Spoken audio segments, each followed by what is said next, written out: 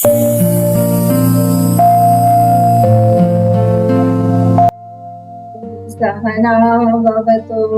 सहनौ भुनक्तु सह वीर्यं कर्वावहै तेजस्विनावधीतमस्तु मा विद्विषावहै। ॐ शान्ति शान्ति शान्तिः। ॐ गणानां त्वा गणपतिगं हवामहे कविं कवीनामुपमश्रवस्तमम् ज्येष्ठराजं ब्रह्मणां ब्रह्मणस्पत आनश्वन्नोतिभिः सीदसादनम्। ॐ श्रीमहागणपतये नमः। सरस्वती नमस्तुभ्यं वरदे कामरूपिणि विद्यारम्भं करिष्यामि सिद्धिर्भवतु मे सदा। गुरुर्ब्रह्मा गुरुर्विष्णु गुरुर्देवो महेश्वरः गुरुरेव परं ब्रह्म तस्मै श्रीगुरवे नमः। सदाशिवसमारम्भां शङ्कराचार्यमध्यमाम् अस्मदाचार्यपर्यन्तां वन्दे गुरुपरम्पराम्। श्रुतिस्मृतिपुराणानाम् आलयं करुणालयं नमामि भगवत्पाद शङ्करं लोकशङ्करं। समस्तजनकल्याणि निरतं करुणामयं नमामि चिन्मयं देवं सद्गुरुं ब्रह्मविद्वरं सद्गुरुं ब्रह्मविद्वरम्। नारायणं पद्मभुवं वसिष्ठं शक्तिं च तत्पुत्र पराशरं च व्यासं शुकं गौडपदं महान्तं गोविन्दयोगीन्द्रमथास्य शिष्यं श्रीशङ्कराचार्यमथास्य पद्मपादं च हस्तामलकं च शिष्यं तं तोटकं वातिकतारमन्यान् अस्मद्गुरून् सन्ततमानतोऽस्मि। व्यासं वसिष्ठनप्तारं शक्तिस्तोत्रमकल्मषं पराशरात्मजं वन्दे शुकतातं तपोनिधिं। व्यासाय विष्णुरूपाय व्यासरूपाय विष्णवे नमो वै ब्रह्मनिधये वासिष्ठाय नमो नमः। अचतुर्वदनो ब्रह्म विबाहुरपरो हरिः अभाललोचनः शम्भो भगवान् बादरायणः भगवान् बादरायणः।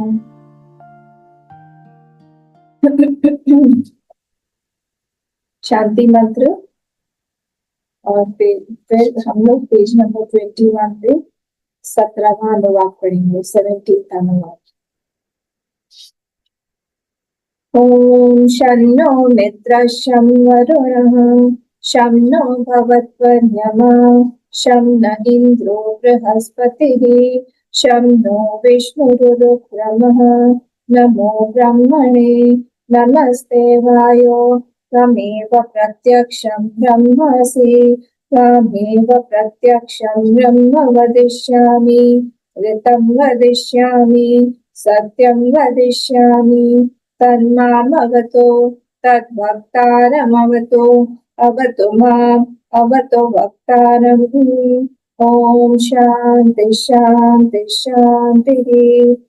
ऋतं च स्वाध्याय प्रवचने च सत्यं च स्वाध्याय प्रवचने च तपश्च स्वाध्याय प्रवचने च तमश्च स्वाध्याय प्रवचने च शमश्च स्वाध्याय प्रवचने च अग्नयश्च स्वाध्याय प्रवचने च अग्निहोत्रं च स्वाध्याय प्रवचने च अथितयश्च स्वाध्याय प्रवचने च मानुषं च स्वाध्याय प्रवचने च प्रजा च स्वाध्याय प्रवचने च प्रजनश्च स्वाध्याय प्रवचने च प्रजातिश्च स्वाध्याय प्रवचने च सत्यमिति सत्यवचारातीतरः तप इति तपो नित्यः पौरुषिष्टिः स्वाध्याय प्रवचने एवेति नाको मोद्धर्यः तद्धि तपस्तद्धिस्तपः।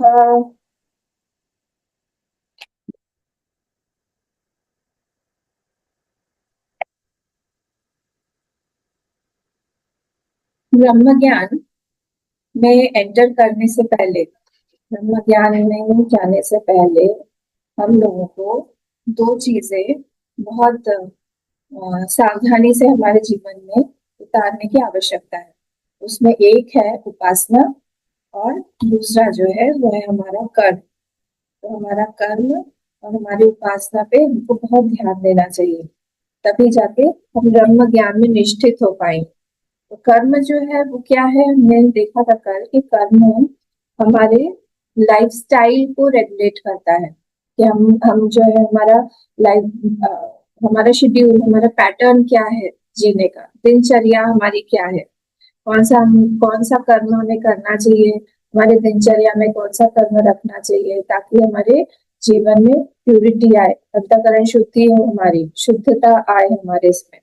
हमारे कर्म जो है वो ऐसे होना चाहिए कि वो हमारे अच्छे थॉट्स बाहर से अंदर लाए, और अंदर से भी बाहर। फिर जब हमारे थॉट्स अंदर अच्छे होंगे तो फिर वो अंदर से भी बाहर अच्छे ही थॉट्स निकलेंगे। जब हम बाहर से अच्छे थॉट्स अंदर लाते हैं तब क्या होता है, अंदर की जो अशुद्धता है वो धीरे धीरे कम होने लगती है। ये जो अशुद्धता है वही कारण है हमारे ज्ञान के स्खलन का, वो स्खलित हो जाता है, वो जो बहुत ज्यादा देर टिकता नहीं है। तो सत्कर्म क्या है, जो हमको फ्री बना दे उसको हम सत्कर्म बोलते हैं। जो कर्म करने पर हम लोगों को किसी एक बाहर के कर्म से, किसी एक अंदर के थॉट से उनको फ्री कर देता है, उसको हम बोलते हैं सत्कर्म। जैसे कल भी हम लोगों ने देखा था, कोई एक नेगेटिव, कोई हम दया की वृत्ति ला रहे हैं तो हम लोग के मन में जो एक हार्शनेस है या हार्डनेस है वो हट जाता है। तो कोई भी एक वृत्ति जो है, अच्छी वृत्ति, जब हम बाहर से अंदर लाते हैं तो वो कोई ना कोई एक नेगेटिव वृत्ति को, दोषपूर्ण वृत्ति को हमारे मन से हटा देता है। ये ही होता है जब हम अच्छे से अच्छा कर्म करते हैं कोई। तो इसीलिए ये जो दिनचर्या है हमारी पूरी तरह से वो अच्छे कर्मों के आसपास में ही जब घूमता रहेगा तब हमारा मन भी उसी से ही प्यूरिफाई होता रहेगा। तो अगर वो ये सब एक्शंस नहीं करता है, कल हमने कुछ तो देखे थे ना, तो अगर ये नहीं करता है तो फिर जैसे कौन सा हम लोगों ने देखा था, ऋतम, सत्यम देख लिया था, तपह देख लिया था, दमह देख लिया था, फिर क्षमा देख लिया था, अग्न्यश्च देख लिया था, अग्निहोत्र देख लिया था, अतिथया देख लिया। ये सारे के सारे जो भी है, हम जब ये कर्म करेंगे तब क्या होगा, कोई ना कोई एक नेगेटिव थॉट या कोई ना कोई एक नेगेटिव टेंडेंसी हमारे मन से वो दूर कर रहे हैं। आपको पता है ना, 5 तरह के यज्ञ होते हैं जो हम लोग करते हैं। 5 तरह के भूत यज्ञ, पितृ यज्ञ, देव यज्ञ, मानुष यज्ञ, ब्रह्म यज्ञ, ये है ना। तो ये सारे भी वही टैकल कर रहे हैं। ओके, जो ये जब बोला जा रहा है ना स्वाध्याय, तो स्वाध्याय जब हम लोग कर रहे हैं वो ब्रह्म यज्ञ के बारे में बोला जा रहा है। यहाँ पर यही मिल जाएगा, तो सारे के सारे रिलेटेड है। तो ब्रह्म यज्ञ इज रिप्रेजेंटेड बाय स्वाध्याय। ठीक है। फिर जब हम लोग बोल रहे हैं ये अग्निहोत्र इत्यादि, अग्निहोत्र, अग्नयश्च, ये 2 चीजें है ना। तो ये देव यज्ञ हो गया हमारा, देव यज्ञ इधर आ गया। फिर मानुषम जब यहाँ पे बोला, ये हम आज थोड़ा सा देखेंगे, मानुषम बोला है, मानुष यज्ञ ये हो गया। फिर आगे का भी जो आएगा अभी, प्रजा, प्रजातिश्च, प्रजनश्च, ये पितृ यज्ञ हो गया। और ये जो अग्नयश्च बोला है, तो वैश्व देव वगैरह भी इसी में आते हैं, तो इसलिए भूत यज्ञ भी हम इसको इसी से रिप्रेजेंट कर सकते हैं, है ना। तो ये यहाँ पर ये अलग से सेपरेटली भूत यज्ञ के बारे में यहाँ नहीं दिया हुआ है।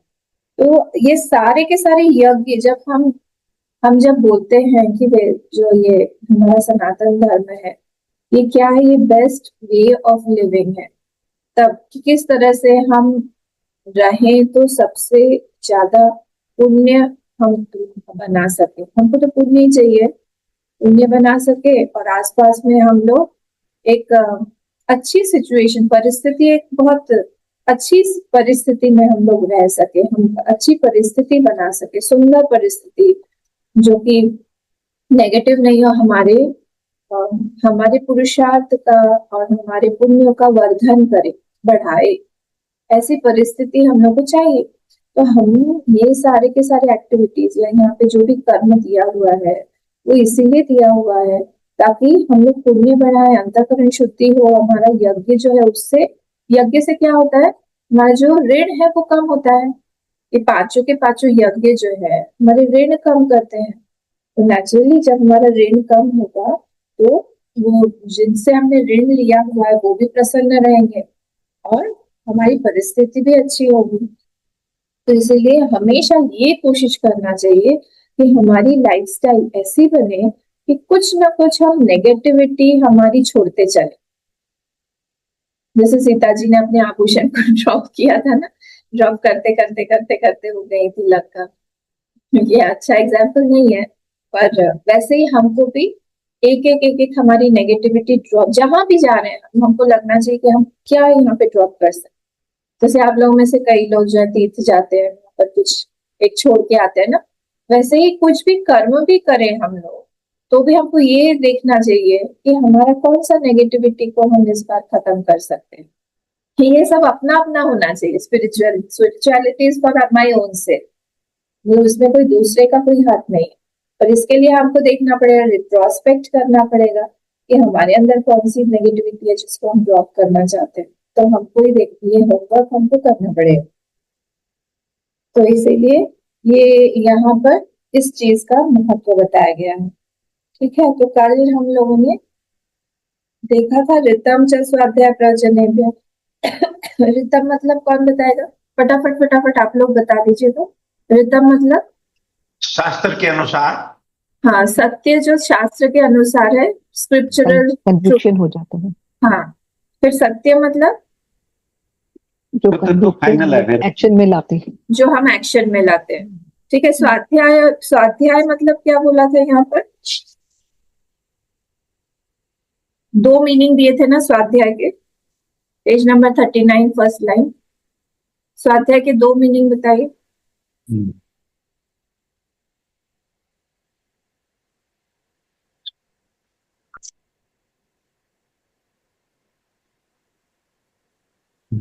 हाँ, दो मीनिंग थे ना? शब्द ज्ञान और अर्थ ज्ञान। हाँ, शब्द ज्ञान मतलब जो हम चैंटिंग करते हैं, है ना? अर्थ उसका उसका हाँ अर्थ होना।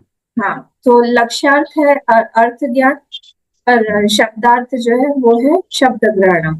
तो जैसे छोटा बच्चा है, हम लोग उनको क्रैम करवाते हैं, जैसे अभी भी बाल विहार में चल रहा है 12 चैप्टर हम लोग करवा रहे हैं, तो उस समय उनकी कैपेसिटी बहुत नहीं होती कि उसका मीनिंग वगैरह समझे। तो वो स्वाध्याय का एक मतलब ये भी है कि उनको चैंट करवाना, लर्न करवाना 7-8 साल तक, बहुत ज्यादा, उसके बाद में भी चलता रहता है ये। पर अध्यापनम ब्रह्म यज्ञोवा मतलब क्या हुआ वहां पर? फिर अध्यापन मतलब पढ़ा भी रहे हैं, उसका अर्थ भी बता रहे हैं, और ब्रह्म यज्ञोवा, ब्रह्म यज्ञोवा मतलब क्या बताया था यहाँ पर? कुछ उसमें हम लोग सैक्रिफाइस मतलब कुछ यज्ञ या हवन वगैरह भी कुछ कर रहे हैं उससे। तो ये स्वाध्याय प्रवचनम हो गया, प्रवचनेच। फिर तपश्च मतलब क्या हो गया?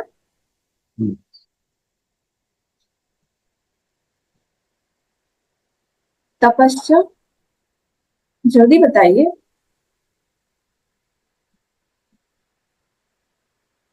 यम में जो तप आता है वही तप। ये यहाँ पर फास्टिंग के लिए बोला है, वैदिक फास्टिंग, व्रत जो है। तो फास्टिंग के लिए यहाँ पे बोला है। ठीक है, चांद्रायण इत्यादि। फिर दमा मतलब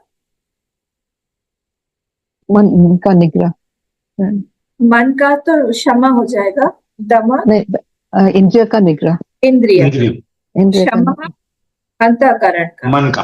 मन का। मन का। फिर अग्नयः, अग्नय मतलब हाँ, अग्निहोत्रम च होतव्यम। हाँ, कल बताया था तो लखनवी में अग्निहोत्र वगैरह करना।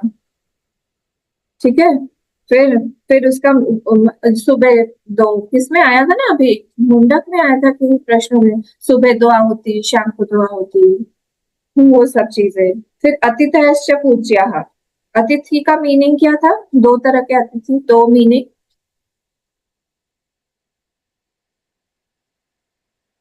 एक तो बिना इंफॉर्मेशन के आता है वो अतिथि। हाँ हाँ, और दूसरा दूसरा दो मीनिंग थे। जो घूमते, जो परिव्राजक बन के आते हैं, ज्ञानी लोग कुछ। हाँ हाँ सन्यासी लोग। हाँ, पंडित जी कोई आ गए, वास्तुशास्त्री आ गए, कोई एस्ट्रोलॉजर आ गए, ऐसे करके जो आते हैं उनको भी यहाँ पर अतिथि में ही लिया गया है। ठीक है, तो ये भी मानुष्य यज्ञ में ही आ जाएगा। तो अतिथयश्च पूज्या, मानुषमिति लौकिक संव्यवहार। ये मानुष्य, लौकिक संव्यवहार मतलब मानुषम। नेक्स्ट है मानुषम, मतलब जो लौकिक रिचुअल्स है हमारे, जो लौकिक जितने भी रिचुअल्स है उसको जो फॉलो करना है ना, तो मानुष्य। हम देखिए, हम जहां भी रह रहे हैं ना, हम एक इंडिविजुअल बन के जितना कम रहे उतना अच्छा है। हम एक इंस्टीट्यूट बन के रहना चाहिए, इंस्टीट्यूशन होके रहना चाहिए। हम कटे हुए नहीं रह सकते हैं किसी से। हम अगर रह रहे हैं, हम क्योंकि हमने लिया हुआ है तो हमको देना भी चाहिए। तो ऐसा होना चाहिए कि हम सब लोग एक फैमिली की तरह हैं, जहाँ कहीं पर भी जरूरत पड़े वहां पर हम लोग जाएं, किसी को अकेला ना लगे। कभी भी किसी को जरूरत हो तो हम लोग जाके वहां पे रहें। किसी को खाने पीने की आवश्यकता हो तो वहां पर वो दें। जहाँ कहीं पे भी सिर्फ किसी के प्रेजेंस की बात हो वहां पर भी जाए, कोई हॉस्पिटलाइज्ड है तो वहां पर जाए। ये सारी चीजें लौकिक समव्यवहार है। सिर्फ सिर्फ ये नहीं है कि सिर्फ हम शादी ब्याह में या एनिवर्सरी में ही जा रहे हैं। सब कुछ जहां जहां पर भी हमारी रिक्वायरमेंट है वहां सब हमको जाना चाहिए। ठीक है, तो अम्मा, अतिथि का जो मीनिंग क्या था? मेरा लाइन कट गए थे। अतिथि का दो मीनिंग है। एक तो जो बता के नहीं आते हैं अतिथि, जो जिसको तिथि नहीं है, और दूसरा होता है कि विद्वान लोग जो है ऐसे घूमते रहते हैं परिव्राजक की तरह, एक गांव से दूसरे गांव जाना, कुछ किसी को मदद कर देना। उनके पास में कई सारे नॉलेज होते हैं। कभी कोई फेस रीडिंग करने वाला, कोई सिद्धि प्राप्त किसी को है, कोई एस्ट्रोलॉजर है, कोई जेमोलॉजिस्ट है। बहुत सारे ऐसे पहले के जमाने में ऐसे घूमते रहते थे। उनको भी वो आ गए हमारे दरवाजे पे। तो ये पंडित है, कोई शास्त्रवेद है, इसको भी, या कोई सन्यासी है, इसको भी अतिथि में ही लेते हैं। तो ये भी एक तरह का मानुष्य के ही। तो मानुषम इति लौकिक संव्यवहार, हम लोग ये देख रहे थे। तो तच्च यथा प्राप्त मनुष्ययम्, जैसे जैसे कोई निमित्त के हिसाब से कोई सिचुएशन आए वहां पर भी हम प्रेजेंट रहें। क्यों? क्योंकि नैमित्तिक कर्म जो है वो दुरित को हटाता है। दुरितोपक्षय द्वारा, हम लेते हैं ना हाथ में जल लेके हम लोग प्रार्थना करते हैं, तो दुरित मतलब पाप को हटाता है। नैमित्तिक कर्म जब हम लोग करते हैं वो दुरित को हटाता। तो इसलिए यथा प्राप्त मनुष्य, हम जैसे जैसे निमित्त आता है वैसे वैसे हम लोग को वहां पर प्रेजेंट रहना चाहिए, वहां पर हमको जाना चाहिए, हेल्प करना चाहिए। ये सारी चीजें हमको ध्यान में रखनी चाहिए। ठीक है, तो ये हमने क्या देख लिया अब यहाँ पर? ये देखिए मानुषमिति जो है ना, ये गृहस्थ के लिए बोला गया है, क्योंकि सन्यासी का कोड ऑफ कंडक्ट अलग होता है। उसको जरूरी नहीं है कि हर जगह पर ही वो उपस्थित रहे। पर जहाँ उसको लगता है कि उसको जाना चाहिए वो जाता है, पर हर जगह पे अनिवार्य नहीं है उसकी परिस्थिति, उसका प्रेजेंस। फिर अब नेक्स्ट वाले पे आते हैं हम लोग। क्या है? मानुषम च स्वाध्याय प्रवचने च प्रजा च स्वाध्याय प्रवचने च, बोले कि प्रजा भी चाहिए। प्रजा च उत्पाद्य, भगवान भाष्यकार बोल रहे हैं कि जो चिल्ड्रन है, बच्चे जो है उनको लाना चाहिए। हमें लाना चाहिए मतलब उनको जन्म देना चाहिए। ये गृहस्थ के लिए फिर से तो उनको हम लोग, तो ये विवाह जो होता है ये इसीलिए ही होता है ताकि ये बच्चे जो है वो हमारी प्रोजेनी बढ़ा सके हम लोग। तो ऐसा नहीं होना चाहिए कि हम विवाह तो कर रहे हैं पर हमें बच्चे नहीं चाहिए, ये गलत हो जाएगा। क्योंकि एक एक पर्पस विवाह का ये भी होता है प्रयोजन कि हम अगले जनरेशन को हम संसार में लाएं और उनको अच्छे से हम लोग ज्ञान इत्यादि दें, हम लोग उनको स्पिरिचुअल बनाएं जो कि सोसाइटी के लिए एसेट्स हों, ऐसा बनाना चाहिए हम लोग। ठीक है, तो क्यों चाहिए हम लोग को बच्चे, क्यों चाहिए? तो यहाँ बहुत सारे, हमने बहुत पहले भी हमने देखा है कि श्राद्ध के लिए चाहिए, फिर आगे कोई कर्म जो है, हम लोग बहुत सारे ऐसे कर्म करते हैं अच्छे वाले जिसको हम चाहते हैं कि जो कंटिन्यू हो हमारे बाद में भी।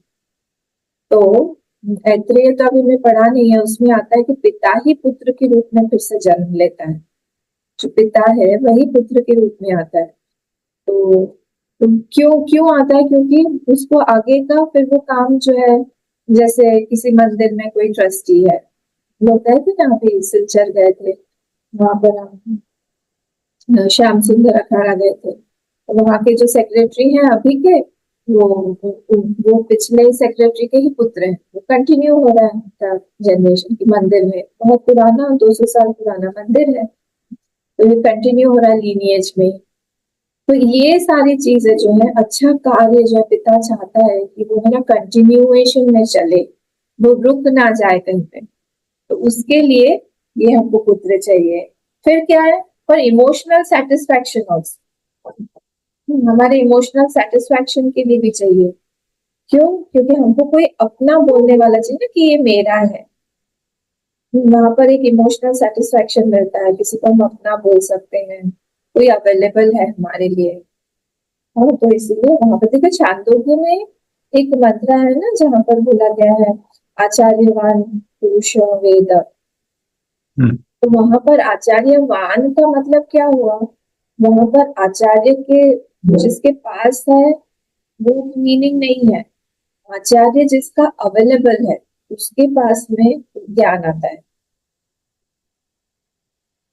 मैंने ये बताया था पहले भी कहीं पे, मुझे याद आ रहा है। तो आचार्यवान मतलब वो पुरुष होगा जिसके पास में आचार्य तो है but he is fully available also. ऐसा नहीं है कि फोटो में, वो जब चाहे हम उनको कांटेक्ट कर सकते हैं, जब हम परेशान हो तब उनसे बात कर सकते हैं, वो हमको गाइड कर सकते हैं। वैसे ही ये जो पुत्र है ये क्या करता है? ये हमें, हमारे लिए अवेलेबल है, हमारी इमोशनल सेटिस्फैक्शन के लिए हमारे अवेलेबल है।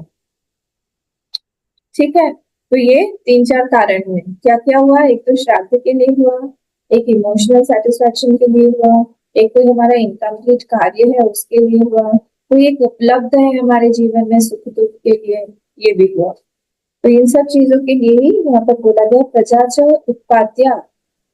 ठीक है, तो इसीलिए ऐसा नहीं होना चाहिए कि हम मैरिज, विवाह तो हमने कर लिया और उसके बाद में बहुत ऐसे आजकल नया नया सब निकला हुआ है, हम लोग रहेंगे पर हमें बच्चे नहीं चाहिए, ये सब गलत है, ये अधर्म में हो गया कि वेद में ये अलाउड नहीं है। अगर आप जा रहे हो गृहस्थ आश्रम में तो फिर आपको बच्चे होने चाहिए। ठीक है, फिर ये हो गया हमारा प्रजा चौपाध्याय। अब प्रजनश्च प्रजननम ऋतो भार्यागमनम इत्यर्थः। अब नेक्स्ट वाला क्या है? प्रजनश्च स्वाध्याय प्रवचने च। तो अब यहाँ पर पर्पस दिया है कि वो मैरिज का पर्पस क्या होता है। मैरिज का पर्पस होगा प्रजनन। प्रजननम मतलब क्या होगा कि प्रजनन ऋतौ भार्यागमनम इत्यर्थः, भार्या के साथ में फिजिकल कॉन्जुगेशन जिसको हम बोलते हैं मेथड, तो वो जो है वो कब होगा? ऋतौ भार्यागमन। ऋतौ मतलब क्या होता है? There are some time periods mentioned है, वेद में ही मेंशन्ड है, हमेशा नहीं, पर कब होगा? जब, क्योंकि उसका पर्पस क्या है? क्योंकि हम लोग को प्रोजेनी हमारी बढ़ानी है, इसीलिए वो एक एक स्पेसिफिक टाइम होता है वहां पर गर्भाधान की प्रक्रिया जो है उसको वो करना चाहिए। ठीक है, ये सब जो मंत्र भी दिया हुआ है, मंत्र को चैंट करके करना चाहिए, वो सब भी यहाँ पर दिया हुआ है। सेकंड क्या है? टू हैव इमोशनल स्टेबिलिटी या इमोशनल जॉय, कोई है जिसको हम लोग हमारा बोल रहे हैं, कोई है इस संसार में जहाँ पर, क्योंकि हम सब लोग जो है इमोशन, कहीं ना कहीं हमारा इमोशनल एक बैंकरप्सी बोले हम लोग, या फिर एक हम इमोशनल एक खालीपना है हमारे जीवन में, भावनात्मक एक खालीपना है, उसको भरने के लिए भी कोई है हमारे पास, हमारा स्पाउस है कोई हमारा। और क्या हुआ, तीसरी बात है to control the sense organs. उससे क्या होगा, वासना, जब वासना पूर्ति हो जाती है तो जो सेंस ऑर्गन्स है वो कंट्रोल में रहता है। देखिए विवाह का इसीलिए इम्पोर्टेंस है, जो कि पाश्चात्य नहीं मानता है, विवाह का इसीलिए इम्पोर्टेंस है कि हमारा मन जो है एक में आके स्थिर हो जाए। बहुत सारा जगह स्कैटर्ड जो मन था वो विवाह के बाद एक से बंध जाता है, इसीलिए वधु नाम दिया गया है। वधु मतलब बंधनाती इति वधु, जो बंधन में माइंड को हमारे बांध दे उसको बोलते हैं वधु। तो इसलिए एक के साथ में ही हमारा माइंड रहे तो कंट्रोल भी हो गया सेंस ऑर्गन्स का कंट्रोल, क्योंकि माइंड को अगर हम फ्री छोड़ेंगे तो ये माइंड जो है ये आउट ऑफ कंट्रोल चला जाएगा। बहुत सारे अंदर अंदर हमारे प्रेशर्स हैं, वासना प्रेशर है, कामना प्रेशर है, बीपी के अलावा वीपीपी है, केपीपी है, बहुत सारे हैं अंदर। तो बहुत सारे प्रेशर्स को ये करने के लिए ही, टैकल करने के लिए ही, कंट्रोल में रखने के लिए ही यहाँ पर ये चीज बताई गई है कि आप करिए, आप एंजॉय करिए, इमोशनल जो स्टेबिलिटी है वो ढूंढिए, और उस सब से क्या होगा, अपने अंदर कंट्रोल, सेंस ऑर्गन जो है वो कंट्रोल में आएंगे। ठीक है, आपने डोंगरे जी महाराज का नाम सुना ऐसे। अच्छा, अगर हम लोग जा रहे हैं इसमें गृहस्थ आश्रम में, तो गृहस्थ आश्रम में भी हम लोग को पता होना चाहिए कि हम लोग कितने दिन रहेंगे। ये सारी चीजें नहीं बताई जाती हैं। तो वहां पर भी मैक्सिमम 25 इयर्स, चलिए 5 साल और बढ़ा दीजिए 30 इयर्स, उससे ज्यादा 50-55 के बाद में स्टॉप कर देना चाहिए। ये सारी चीजें कोशिश करना चाहिए कि हम लोग उस चीज से बाहर आ जाएं, हमारे जो भी इमोशनल रिक्वायरमेंट्स है उससे हम बाहर आए, फिजिकल रिक्वायरमेंट्स है जो हम बहुत ज्यादा फिजिकल होना चाहते हैं उससे भी हम बाहर आए। कोशिश करना चाहिए कि वो 25-30 साल के अंदर अंदर हम लोग वो सारी अपनी टेंडेंसीज को खत्म कर दें। और रेयर होता है कि कोई बोलता है कि ठीक है मैं 4-5 साल क्योंकि करना ही है, प्रोजेनी हमको चाहिए आगे, इसीलिए हम लोग 4-5 साल में ही इसको खत्म कर देंगे, ऐसे भी। और कई कई महान संत जैसे रामकृष्ण परमहंस जैसे भी लोग हैं, शारदा माँ के साथ में भी वो किस तरह से रहते थे, तो उनको देवी ही मानते थे, माँ ही मानते थे। फिर डोंगरे जी महाराज का भी आपने सुना होगा, डोंगरे जी महाराज जो है बहुत बड़े भागवतकार हुए हैं महाराष्ट्र के। उनकी एक भागवत की एक बुक भी है जिसमें उन्होंने लिखा हुआ, उनका शायद ट्रांसक्रिप्शन है या क्या है पता नहीं, पर मेरी आध्यात्मिक जो जर्नी है वो भागवत रहस्यम पढ़ के शुरू हुई, बहुत छोटी थी मैं तब। बहुत अच्छा, मतलब ऐसा लग, और इतने सिंपल लैंग्वेज में लिखा हुआ है वहां पर सारी चीजें। अगर आप लोग हो सके, आप लोगों में से किसी ने कहीं ने पढ़ी भी होगी, तो उनका जब उनका विवाह हुआ, तब उनका विवाह होते ही उन्होंने अपनी पत्नी से कहा, उसी शाम को ही उनको बुलाया और कहा कि देखो मेरा जो ये विवाह हुआ है ये इट वॉज अंडर कंपल्शन, मुझे विवाह नहीं करना था पर मुझे प्रेशराइज किया गया और मेरा विवाह हुआ, मैं तुमको छूऊंगा भी नहीं। तो अब ये भी महान थी, ये भी इतनी, मतलब एक से बढ़कर एक इवॉल्व्ड सोल्स कैसे होते हैं। ने कहा कि अच्छा मेरी भी इच्छा नहीं थी ऐसे, हम लोग ऐसे ही रहेंगे, ऐसे ही रह के हम लोग मैं आपकी बहुत सेवा करूंगी, हम लोग ऐसे ही रहेंगे। तो ऐसे भी होते हैं महात्मा लोग, ये गृहस्थ महात्मा है, तो डिपेंड करता है। पर यही है कि ये जो भी दिया ना, प्रजाच प्रजननश्च, इसको हम लोग, अच्छा इसको स्वाध्याय प्रवचनेच कंटिन्यूसली आ रहा है। हाँ, सब मतलब यही हुआ कि वो चीज हमको छोड़नी नहीं है, मेन पर्पस हमारा वो भी है।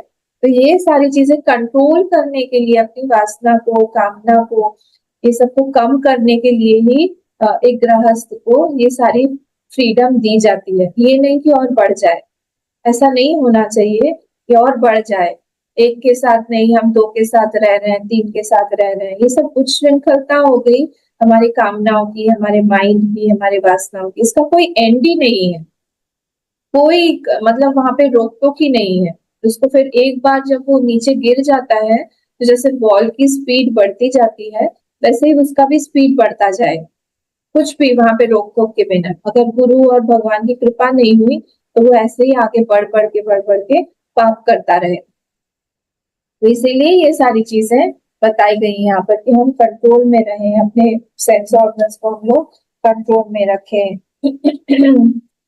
ठीक है, तो ये हुआ। अच्छा, ये जो अतिथयाश्च स्वाध्याय प्रवचनेचः है ना, इसमें एक पॉइंट मेरा रह गया कि अतिथि जो है, अतिथि देवो भव हम लोग बोलते हैं ना, तो वो जब भी कोई अतिथि आए हमारे घर में उनको देवता रूप में ही लेना चाहिए, वो देवता ही है। और इसमें आप लोगों को एग्जाम्पल मैं कठोपनिषद का दूंगी, जहां पर नचिकेता जो थे वो वहां पर 3 दिन के लिए वेट कर रहे थे यमराज जी के लिए बाहर ही। और फिर यमराज जी जब तीसरे दिन आए वो घबरा गए। घबरा क्यों गए? क्योंकि तेजस्वी बालक कोई ब्राह्मण ब्रह्मचारी कोई उनके लिए इंतजार कर रहा था, तो इसलिए उन्होंने उनका वहां पे पाद प्रक्षालन किया और फिर उनको अंदर लेके आए, प्रणाम किया और फिर उनको तीन तीन चार जो भी फूड्स है वो सब दिए। तो इस तरह से हम लोग को हमेशा देखना चाहिए कि हमारे अतिथि को हम उसी तरह से ले। मैंने कई बार कई गृहस्थों को ऐसा भी देखा हुआ है कि उनके दुश्मन उनके घर आए हैं, मतलब कट्टर दुश्मन, बात भी नहीं करते हैं, ऐसे टाइप का, मार ही डालेंगे ऐसे टाइप की कट्टर दुश्मनी है। पर क्योंकि वो घर में आए हैं, उन्होंने उनको बिठाया, पानी पिलाया, बातचीत भले ही नहीं की उस तरह से, पर अपमान नहीं किया। ये सब बड़े बड़े क्वालिटीज है, ये कहाँ से आया? ये सब हमारे वेदों में लिखा हुआ है और इसीलिए हमारे ब्लड लाइन में ही हमारे है कहीं ना कहीं। आपको दिखेगा ये सारी चीजें, आपको सोसाइटी में दिखेगी। और वो कहाँ से आया? क्योंकि ये जो सारे अतिथि रूप से ये लोग घूमते रहते थे ना, सन्यासी लोग, पंडित लोग, ये लोग जा जाके उन चीजों को घर घर में बोलते थे, आप लोग ऐसे करो, इस तरह से रहो। तो वो दिनचर्या में, उनके फैमिली लाइफ में वो इनग्रेन कर देते थे कि आपको इस तरह से रहना है।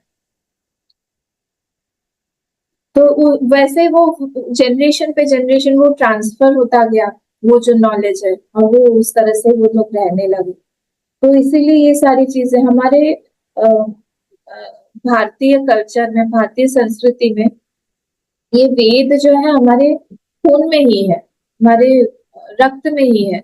तो इसीलिए ये सारी चीजों को हम लोग मानते हैं और कहीं ना कहीं मान के हम लोग जो है हमारे अंतःकरण को शुद्ध करते हैं और वासनाओं की कमी होती है उससे, क्योंकि वेदों में भी यही बोला गया है। ठीक है, फिर नेक्स्ट पे आते हैं हम लोग।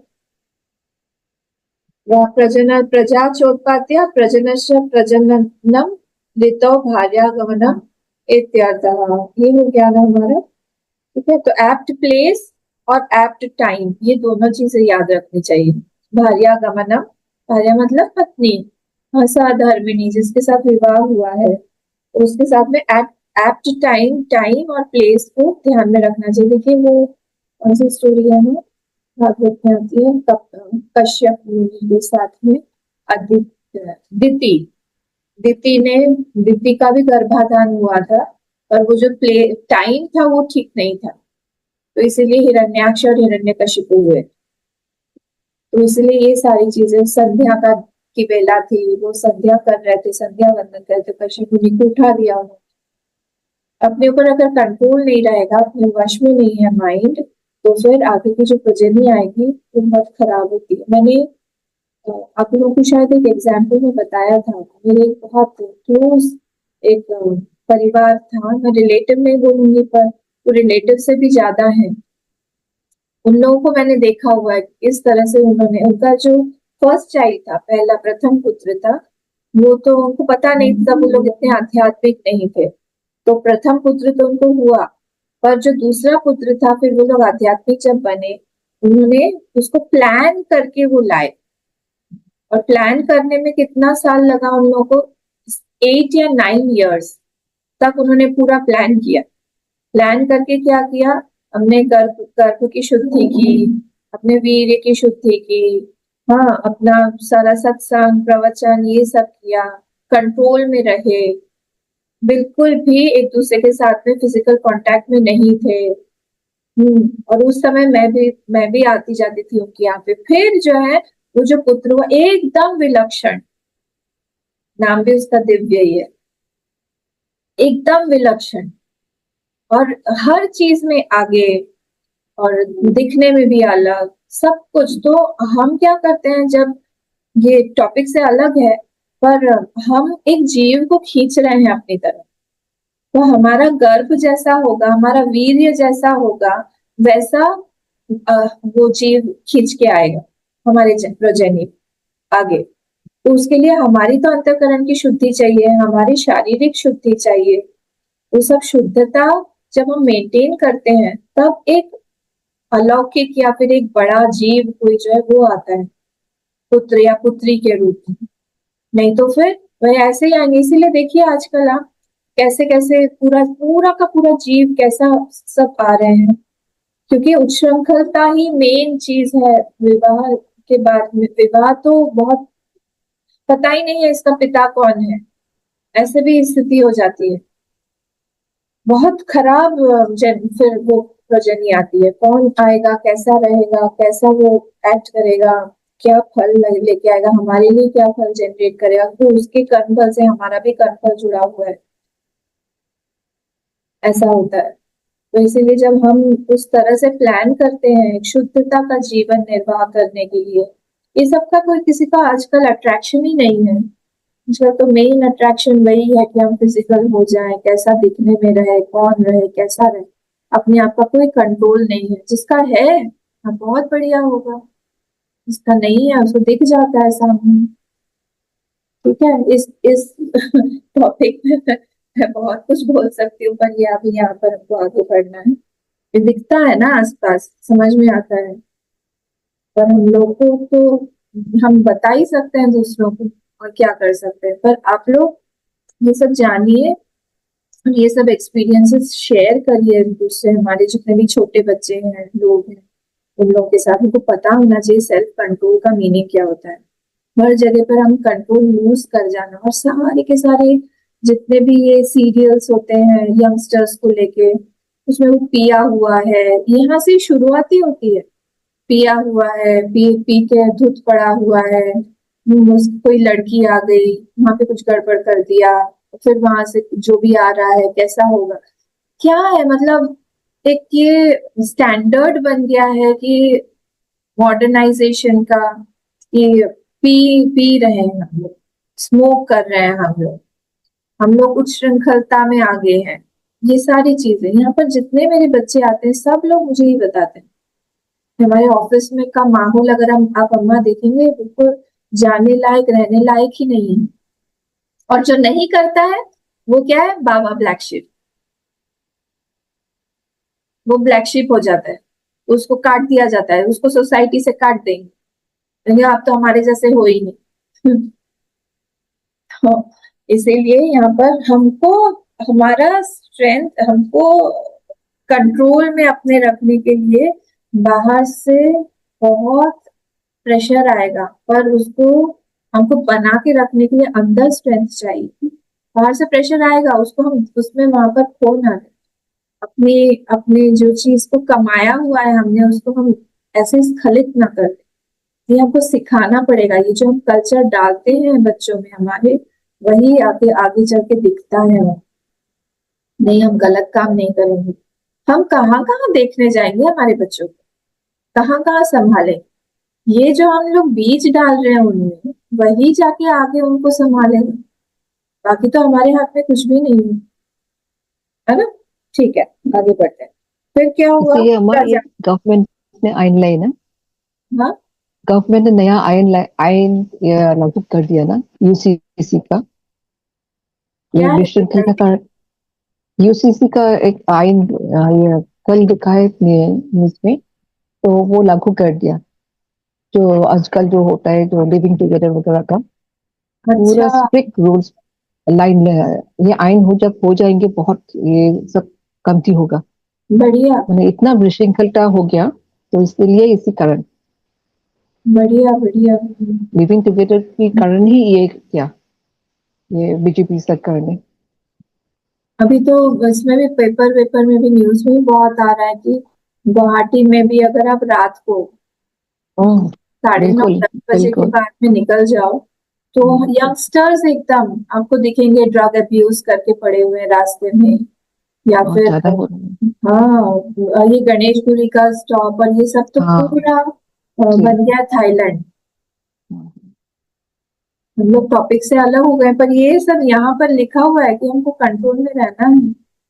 नहीं होगा तो फिर ऐसे ही होगा, आगे का जनरेशन ऐसे ही आएगा। और इन लोग बहुत अट्रैक्ट हो जाते हैं ना ये बॉडी पे, दिखावे पे, ये सब चीजों में अट्रैक्ट होते हैं। उनको ये समझ में नहीं आता अंदर तो मलमूत्र ही है और तो कुछ है नहीं। जो जिस चीज के लिए शरीर हमको मिला हुआ है अगर वो हमसे डाइग्रेस हम उससे हो जाए तो फिर मिलेगा क्या। सबसे मोस्ट ब्यूटीफुल पर्सन भी, मुझे वैराग्य कैसे होता है मैं ये सीक्रेट बता रही हूँ। सबसे सुंदर व्यक्ति भी, उसमें भी पसीना आता है कि नहीं। सबसे सुंदर व्यक्ति भी वॉशरूम जाता है कि नहीं। हमको किसी के बाल बहुत अच्छे लगते हैं, बहुत सुंदर है, लड़का हो चाहे लड़की हो, उसका वही बाल अगर दाल में आ गई तो दाल पी पाएंगे हम लोग उस लाइन पे सोचते ही नहीं है। हमको ही बाहर का शरीर ही दिखता है, ये तो चमड़ा है ना। जब अगर कट जाए, किसी को भी हम पसंद जिसको भी करते हैं, कट जाए तो उसके अंदर तो पूरा वही है, वाइट वाइट फैट्स हैं, सब कुछ जो भज गोविंदम में आए वही सब तो है। नारी स्तन भर नाभि देश, वही है पूरा। तो उससे ये बार बार विचार करने की चीज है। पर वहां पे उनका इतना वासना प्रेशर होता है कि ये सब कुछ दिखता ही नहीं है। गंदगी तो गंदगी है अंदर, ये बॉडी तो बहुत सबसे गंदा तो मुझे लगता है ह्यूमन बॉडी है। एक दिन आप बिना नहाए रह लो, कैसा हो जाएगा। हम लोग जब कैलाश जाते हैं 3 3 4 4 दिन नहीं नहा के जब रहते हैं, वहां पे इतना ठंड है, फिर सबसे पहले लगता है जाके जहां पे भी कहीं होटल वोटल मिले कुछ भी एक जगह जाके अच्छे से नहाए। उस दिन स्वामी जी सब सत्संग वत्संग सब ऑफ कर देते हैं कि आज सबको नहाना है अच्छे से। इतना गंदा है ये शरीर, और उसी शरीर से हम अट्रैक्ट होते हैं। इसलिए पर्पस पता होना चाहिए हमको कि ठीक है ये पर्पस है, हम साथ में रह रहे हैं। और साथ साथ में बहुत जहां जहां पर हमको लगता है कोई एक वासना है, उसको टैकल करने के लिए भी अलग अलग थॉट्स रेडी होने चाहिए हमारे हाथ में। इस थॉट को हम कैसे हम टैकल करें, कोई अच्छा लग रहा है, आहा हाँ देखते हैं तो उसमें क्या अच्छा है बैठ के खुद ही विचार करो क्या अच्छी चीज है उसमें कोई भी अच्छा नहीं लगेगा। ठीक है। प्रजाति प्रजाति ही पौत्रोत्पत्ति ही पुत्रो निवेशयितव्य इति एतत्। ठीक है, इसीलिए मुझे लगता है हमेशा साधु संतों के साथ रहना चाहिए, बेस्ट है। वहां पे कोई वासना बढ़ेगी नहीं, सब कुछ कंट्रोल में रहेगा। और जहां कहीं पे भी हमारी वासना बढ़ रही है, वो लोग ऐसी ऐसी चीजें बताएंगे आपको कि अपने आप ही हमारी वासना कम हो जाएगी। तो प्रजाति मतलब पौत्र उत्पत्ति ही, तो पौत्र उत्पत्ति भी करवानी चाहिए। बोले तब तक आप घर मत छोड़ो जब तक आपका पुत्र पौत्र हो नहीं जाता है। मतलब क्या हुआ, पुत्र निवेशयितव्य इति एतत्। पुत्र का निवेशयित्व मतलब मैरिज, मैरिज ऑफ दैट पुत्र होना चाहिए। सन का विवाह, पुत्र का विवाह करवाओ, और विवाह करके क्या हो गया, उसका पौत्र हो। हरिओम। तो पौत्र होगा, उसके बाद घर छोड़ो। उसके बाद में बेबी सिटिंग मत करो। ये बहुत विचित्र है, ये बेबी सिटिंग का कहीं नहीं आया है कि आप जाके बेबी सिटिंग करोगे, क्योंकि वहां पर अटैचमेंट है, वो छोटा सा नन्हा सा प्यारा सा मुन्ना, जिस हमको तो कोई और देखता भी नहीं है घर के कुत्ते को छोड़ के, कोई बैठता भी नहीं है पास में। ये तो है एक इनोसेंट सा बच्चा जो मेरी तरफ देख के हंसता है खेलता है तो उसी के साथ में लेके रहो। पर क्या है, वो अटैचमेंट का ही केंद्र है, इसीलिए हम लोग को उससे भी दूर रहना चाहिए। जैसे ही पौत्र हो गया, हम जो है खत्म, हरिओम करके हम निकल जाए या फिर अपने आप को अलग कर ले। अब ये तुम्हारा डिपार्ट, हमने अपना पूरा को पूरा जीवन दिया हुआ है, अब तुम्हारे भी बच्चे को, तुमको तो संभाल के बड़ा कर दिया, अब तुम्हारे बच्चे को भी संभाले, ये सब नहीं होगा। हमारा अपने तरफ भी कुछ कर्तव्य है। इति एतत्, इति एतत् मतलब इज इक्वल, ये ऐसा है। सर्वै एतैः कर्मभिः युक्तस्यापि स्वाध्याय प्रवचने यत्न तो अनुष्ठेय इति एवं अर्थम सर्वेण स्वाध्याय प्रवचन ग्रहणम, जो मैं अभी बता रही थी कि ये सबका तो अर्थ मैंने बता दिया आपको कि क्या होता है प्रजा, प्रजा का अर्थ क्या होगा, प्रजननश्च क्या होगा, प्रजातिश्च क्या होगा, पर उसके साथ में हम लोगों को स्वाध्याय प्रवचन जो है ये यत्नतः अनुष्ठेय, अनुष्ठेय जो है द्वितीय है, सिर्फ अनुष्ठेय हो गया मेरे, इसलिए दोनों को ही इसका ही अनुष्ठान करते रहना चाहिए साथ में, उसको कभी भी नहीं छोड़ना चाहिए कि हम चैंटिंग बंद कर दें या फिर हम उसका अर्थ जानने की कोशिश ना करें। देखिए धीरे धीरे हम बचपन में या फिर हमको पता नहीं अर्थ, पर उसके बाद में क्या होगा, जब वो हम बार बार चैंटिंग करते रहेंगे, एक अंदर से कहीं ना कहीं इच्छा होती है कि मैं इसका मीनिंग भी जानूं, मीनिंग भी पता हो। तो इसलिए यत्नतः अनुष्ठेय इति एवं अर्थम सर्वेण सह स्वाध्याय प्रवचन ग्रहणम, सबके साथ में अटैच करो, चाहे हम गृहस्थ आश्रम में हो, चाहे हम बन गए हो दादाजी नाना जी, तो भी हम लोग को ये नहीं छोड़ना चाहिए। और कैसा होना चाहिए, विथ लॉट ऑफ एफर्ट, यत्नतः, टाइम नहीं मिल रहा है फिर भी टाइम निकालो, इच्छा नहीं हो रही है फिर भी निकालो, क्योंकि जितना हम ज्यादा स्वाध्याय प्रवचन करेंगे उससे क्या होगा, हमारी किसी ना किसी नेगेटिविटी को हम लोग कम करते जाएंगे, क्योंकि उसी से ही हम लोग को पता रहेगा, है ना।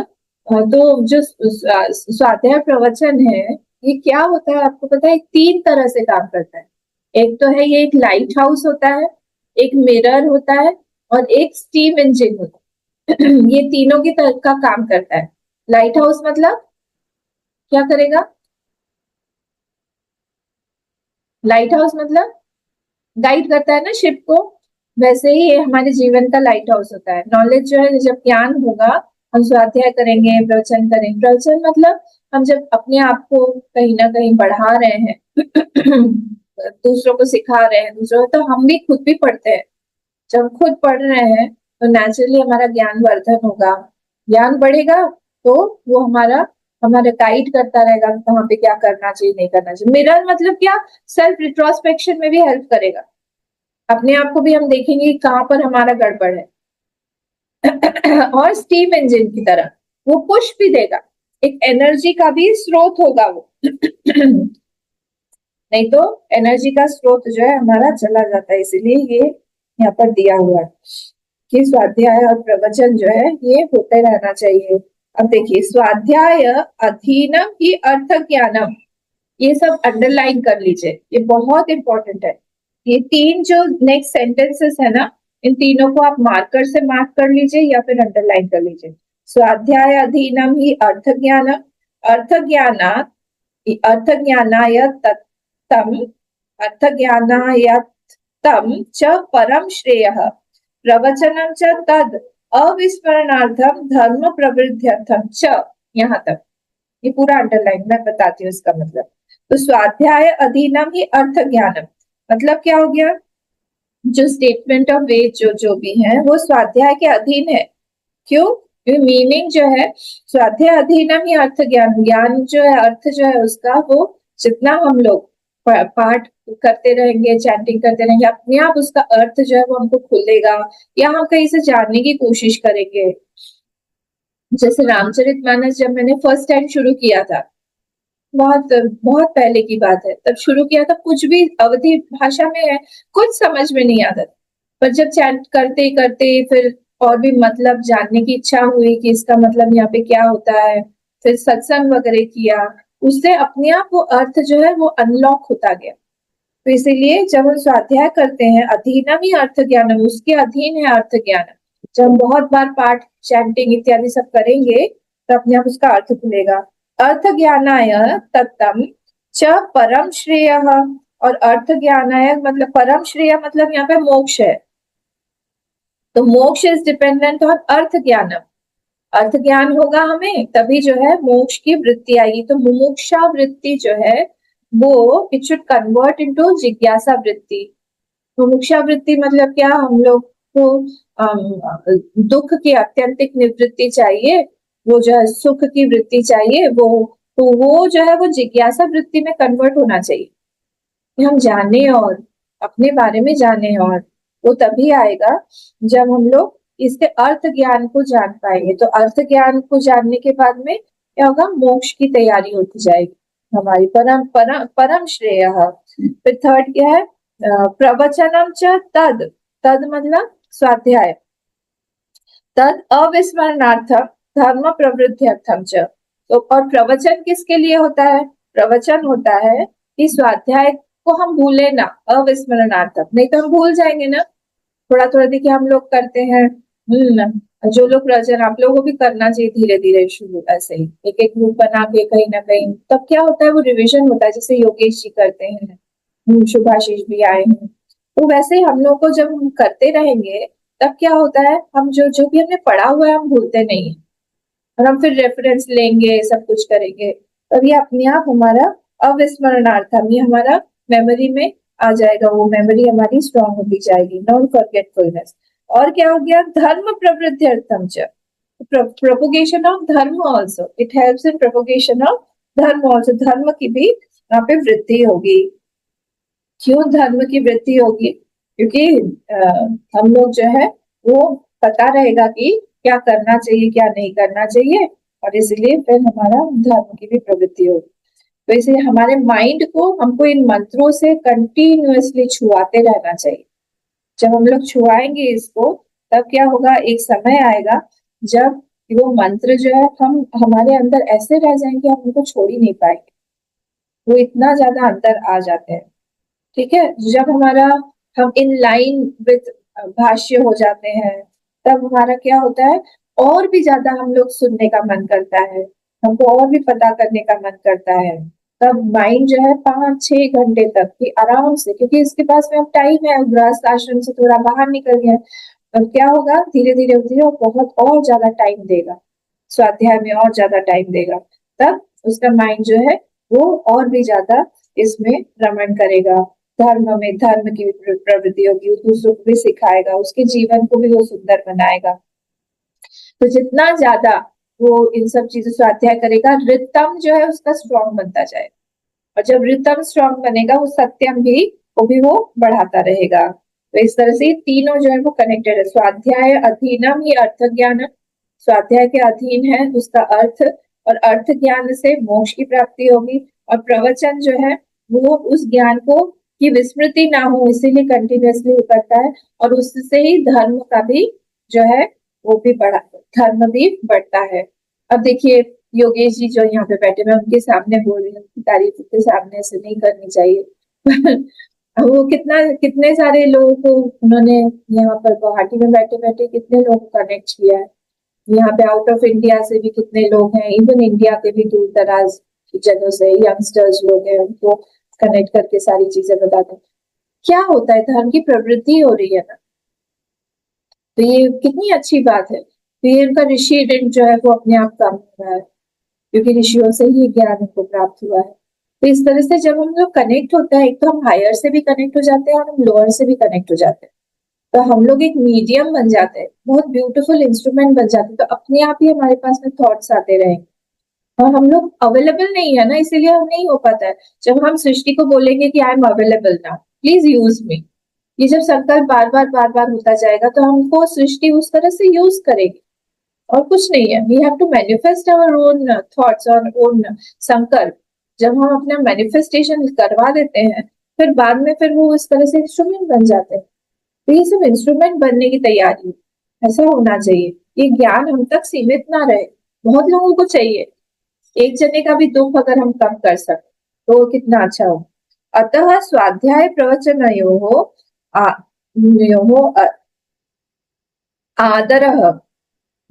आदरः कार्यः, इसीलिए one should have high respect और रेवरेंस फॉर दिस प्रवचन एंड स्वाध्याय। सत्यमिति सत्यम एव अनुष्ठातव्यम इति सत्यवचाः। अच्छा, अब आप मुझे गिन के बता सकते हैं क्या कितने हम लोगों ने देखे, कितने क्वालिटीज देखे? ऋतम हो गया, काउंट करते रहिए। ऋतम स्वाध्याय प्रवचन, सत्यम तपः दमः शमः अग्नयः अग्निहोत्रम अतिथयः मानुषम प्रजा प्रजनश्च प्रजातिश्च। कितने हुए? 12 12 12।